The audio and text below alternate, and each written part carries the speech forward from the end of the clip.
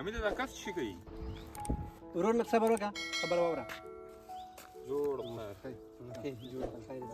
مې د لپاره ته وکړه چې دا ګند د بې ځای ځای کې ما اچوه ګوره حکومت د موږ لپاره ډېر زیار ویستلی ده که صفادانې یې جوړې کړي هلته ایښي دي نو دا ګند باید موږ تاسې هلته واچوو نه په هغه ځای کې ستا غوښته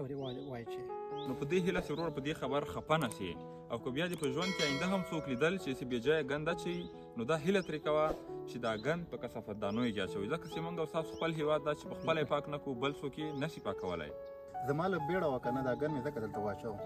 ګوره وروره داسې خبره نه ده چې زموږ او تاسې عجلۍ او ګند بې ځایه واچوو که ته څومره هم عجله ولرې ګند باید په خپل ځای کې واچول شي که دغه ګند موږ هر چېرته واچوو نو له ده نه لس رقمه مرضونه پیدا کېږي مننه کور مو ودان چې پوه یم کړم هر یو کس ته پکار دی چې ګند تر کثافدانۍ ته پورې ورسوي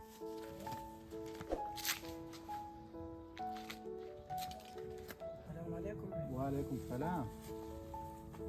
شکالې دا ګند کثافدانۍ کې اچوو د دې ګند لپاره علي هغه کثافدانۍ ده دا کثافدانۍ د سپک ګند لپاره یعنې د سګرټ فلټر لپاره یا سپک داسې کاغذ ماغذ یې ورکوټی او د غټو هغه لپاره غټې هغه دي کثافدانۍ دي هو بالکل مننه ښه دی چې پوه دې کړم دغسې زه هم یو چا پوه کړی وم ته هم چې دغه چې څوک ویني چې بې ځایه ګند غورځوي همدغه شان یې پوه کړه د چاپېریال پاکوالی د ایمان یوه برخه ده بله ویډیو د څه په اړه جوړه کړو ستاسو د یو ښکلي کمنټ په هیله ویډیو لایک او مخکې شیر کړئ یوټیوب چینل سره سبسکرایب کړئ